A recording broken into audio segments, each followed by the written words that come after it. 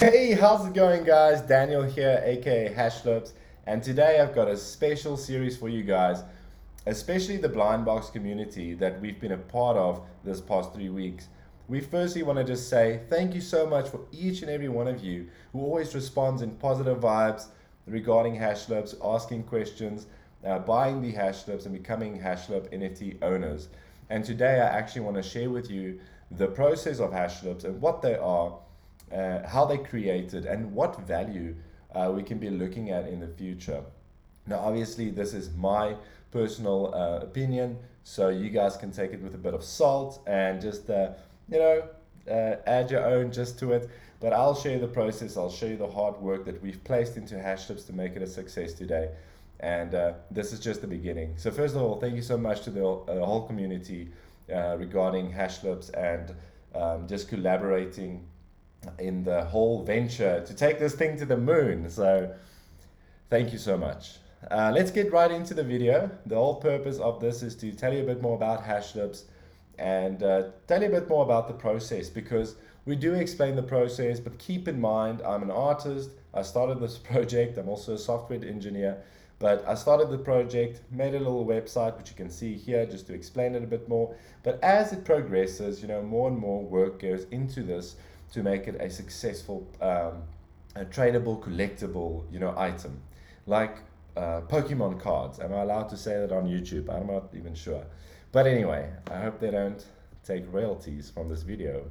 But Pokemon cards are basically a boom that happened, early when we were younger.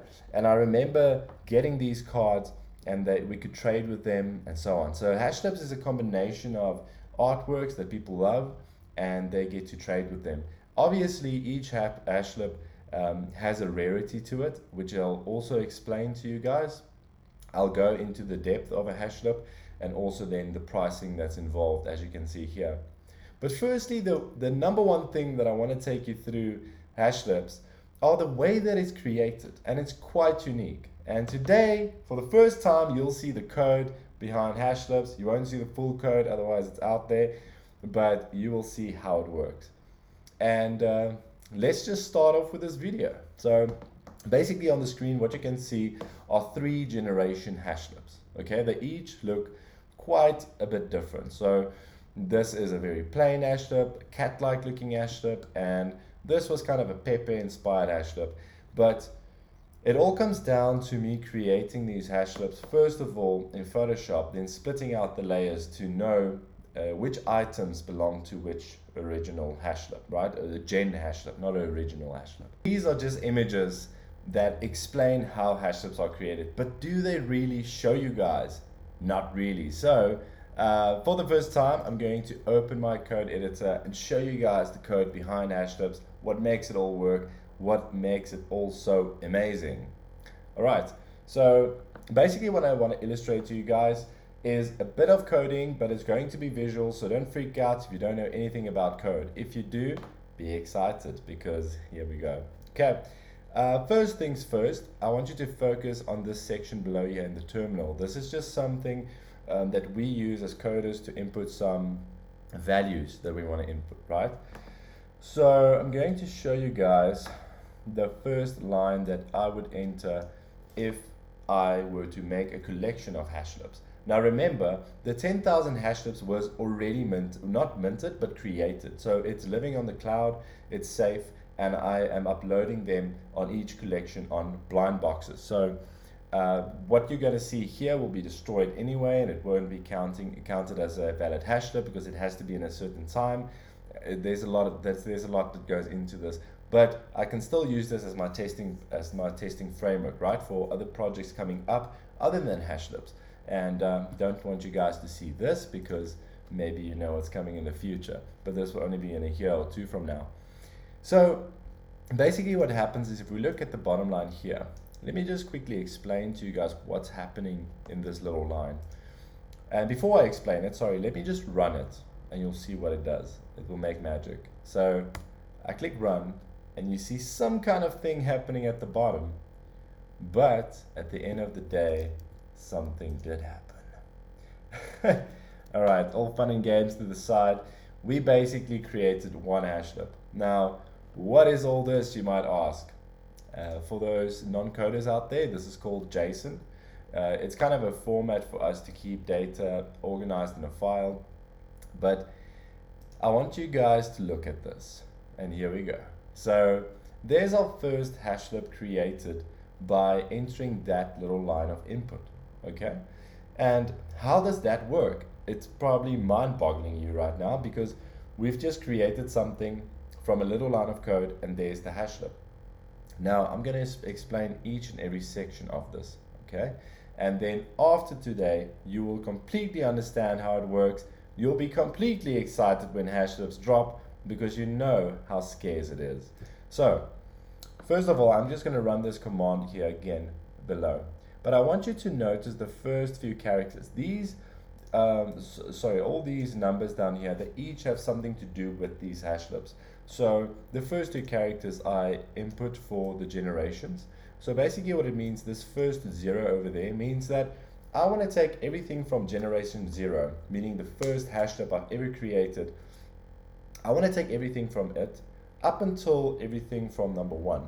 Now, the first one starts from number 0, because encoding arrays and lists start from a 0 index. But we're not going to go into that. How I can illustrate to you how number 1 looks like, the very first HashLip that was created as a generation HashLip to feed all the rest, this is what it is. Okay, and there you can see there's a few attributes on the screen that we know that it's a generation HashLip, and some of these HashLips you might still be able to find on OpenSea. It says gen over there, gen 0_0, and its name, which I now append these names there. You won't see them in your current HashLips. These are just because we're developing on the software to create other projects with. But here you can see the edition, what is it, HashLips, and obviously the artist over there. Now, this is the very first HashLip that was ever created. Like I explained, that's what these two characters at the first, two characters mean. It means that please give us the first HashLip that was ever created, okay? And don't mix it with anything. I want just that first one. That was the first character. The second character tells us up until what kind of HashLip do I want to merge this with. So here's an example. Let's say, and you guys know that there are 100 gen HashLips, right? There's 100 generation HashLips. And if we try and see how number 35 looked, so we would make this 3535. What does that tell us? That tells us that we want to see how generation 35 looked before it was mixed with any other HashLip, right? So we'll run it, and then here we will actually see it being generated right in front of our eyes. You can see the teeth coming in, the stamps, everything happening. Now, this is an interesting HashLip. It has some Andy Warhol style behind it with the dots, pixelations, and so on. And it has a few attributes like these bumpy teeth, the tongue, and like I guess that's a lollipop I put in its mouth. So that's the HashLip 35. Not a good example because you can't really read what the text says. So I'm going to run this again, but I'm going to choose maybe 25 instead of 35. We'll see how that generation looks, because I want to illustrate this properly to you guys. Okay, beautiful. So here we can see a HashLip being generated, and it's still be a little bit difficult to see, but at the top there it says generation 25_25. And this tells us that this was the original HashLip that I designed in Photoshop before it was mixed with anything. Okay, now here comes the fun part regarding HashLips. If we look at the bottom section again, and this time I'm going to change it up a bit, right? You can forget about all these characters. These all have to do with additions. All of them are 1, means that I create 1 at a time. And obviously when I do the final ones, this is not the process I take, because when I create the final HashLips, it's a very secure process to make sure all the HashLips gets minted, the 10,000, and then it destroys the code behind it, and also keeps the JSON file. It's a whole process. But for demonstration purposes, I can actually show you guys something very unique. So remember that this is the first character means that's a HashLip. The second character means that's also a HashLip. But because they're the same, we produce the exact same HashLip that we created on Photoshop, right? But now we're going to mix it up. So we're going to say that we're going to change this first character to 0, right? And 0, you can remember how 0 looked like. 0 was this one, and 35 and 25 was obviously now this one. So all the HashLips in between, from 0 to 25, 2, 3, 4, 5, 6, 7, 8, 9, 10, all the way up to 25, all those variants of HashLips will now be mixed into a new kind of HashLip. And that is the exciting part about this program. I do not determine the rarity at this point. The program handles that. I do not determine how these HashLips will look, their names, anything. And that's everything that I've written for this program to handle, to make it truly random, to make it truly unique, and also to make it exciting in a way, So let's run this and see what comes out. So we're going to run this, and we are basically mixing a HashLip from generation 0 up until generation 25. And boom, we got this nice blue HashLip, blue lips, with this amazing background. You see, if we run this program again, we get a new HashLip being generated, right? And this one has pulls in its mouth. And we can do it one more time just to show you guys that it's generating these HashLips. And there you can see, it's like, it looks totally different, right? That's actually a freaking beautiful HashLip. Unfortunately, we can't use it. The 10,000 was already created. So this is now just for experimentation, right? But something important to take away, and this is the JSON file that I explained a bit earlier, right? So if we go to this JSON file and we go to, let's go to the last one that we've created. Okay, so I want to actually put these screens next to each other so you can see. So over on the right hand side, we have our HashLip image. And then over on the left hand side, we actually have the JSON data that was captured at the exact moment that this HashLip was created. For instance, we get the data such as its hash, its unique hash, the timestamp, the rarity of it, the artist, the name, its age, and obviously, well, file name and name, and then obviously a bunch of attributes. So we can kind of go and see what kind of attributes the HashLip has. Now, these attributes is just something that was added recently. That's why it's still in experimentation, but that's, like I said, for future projects. But this is basically how these HashLips were created and also recorded.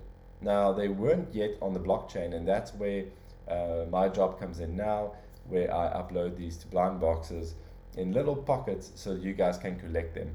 So that is the process of creating a HashLip. I hope you guys really enjoyed this. And just to take it a bit further, explaining the traits is, if I go to the process and I scroll down, you guys can check it out yourself. Please go and read up on this. Very important, especially if you own a HashLip, to know what kind of HashLip you have, how rare it is, and what you can sell it in the future for. Because let's be real, right? We all are doing this to profit in some way in the future. Otherwise, we won't be in this crypto industry. We won't be kind of putting our money in something that we hope will grow one day, right? So we kind of want this thing to succeed. And in order for it to succeed, obviously community contribution like you guys are doing already, I really appreciate that. But apart from a community contribution and excitement, it's very important to know what HashLip you have, to know where to sell it, to know what you can get for it in the future. Now, if you go into the website, go and click on process, you'll be able to see kind of what does each section of a HashLip mean. For instance, the rarity, where does it sit, the top right, the top left corner, what does that information entail, and obviously the edition number here on the top right hand corner. Now that is super important for a HashLip, because obviously the lower that number, the more scarce and rare your HashLip is. But also, not only that, the rarity plays the biggest part. So for instance, if we go to home, and on home you'll see a price a list that we have. Now this price list is in Ethereum, and when it comes to blind boxes work with Blaze. I am a true believer in blind boxes, so I use Blaze and we sell our collections in Blaze. But in order for us to determine the right price for a HashLip at the right time in blind boxes, we kind of compare it to the Ethereum price, but also to the dollar price, because we create this triangular kind of formula for us to work out what a HashLip should be currently on blind boxes, especially in the edition range that it falls under. And when I say that, as you can see here on the left hand side, edition size 10,000 to 9,000, that basically means that any HashLip falling from 10,000 to 9,000, falling in that range, right? These are the prices that you can be looking at. So usually I have noticed that recently it's been around 14 Blaze for an original, 140 Blaze for a rare, and obviously the first ever super rare that we released is 1,400 Blaze. Now yes, the 1,400 Blaze seems very, high, but if you look at the process again, and you can see at the traits, and especially if you go to the rarity, here it is, you can see that we have 96% of all 10,000 HashLips are originals, which are pretty cool. That's like a collectible one-off piece. So sometimes people find that they get an original and they're like, yes, but it's an original. They really wanted a rare. You guys do not have to be phased, because even an original is super scarce in the NFT world of HashLips, because there's only 10,000 out there. So just keep that in mind before you just want to chase a rare, because the originals even will be a lot worth in the future. So rares, there's only 3% rares, which means there's about 300 of them, and then only 1% super rares, so about 100. That's why when you look at the pricing, it's quite steep for a super rare, right? And it's quite a big jump. But the reason why we did that is you can see each edition size that we will be releasing on blind boxes will kind of double in each 1,000 that it jumps down. So there you can see 10,000 to 9,000, great. But then 8,999 to 8,000, again jumping 1,000. We will be uploading originals, rares and super rares for almost double the price that we are doing now, because we have to include our prices and increase our prices in a very structured way. And the reason why I'm saying this is because a brand can only be reliable if it's consistent. So we're going to be doing that, as well as if it jumps another 1,000, you can see that the prices jumps again.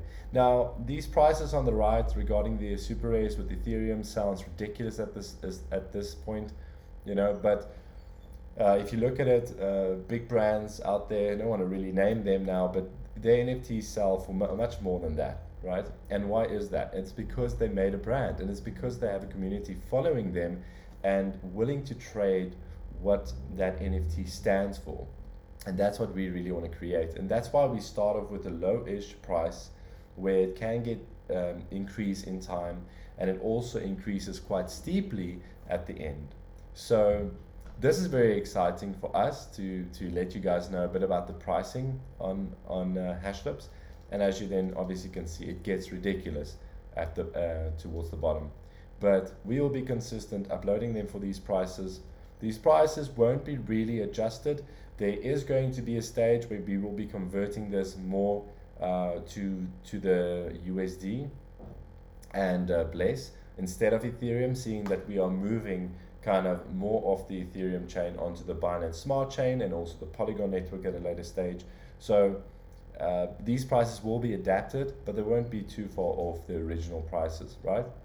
So yeah, that's why I'm just saying, like, look after your HashLips, keep them safe, and when the time is right, start trading them with friends and get excited about getting new HashLips and also getting the scarce ones, rare ones. And I'm just looking forward with the whole journey with everyone. I hope everyone is also looking forward to the whole journey with HashLips, and there's a lot more to come, a lot more hurdles that we'll all overcome, because like I said, the moment we start to hit like the 5,000 range, prices are going to be steep, whales are going to have to come in, and by that time, people who jumped in right in the beginning of HashLips will already be owning HashLips. And by this time, your originals or whatever you got in the first tiers will already automatically be more valuable.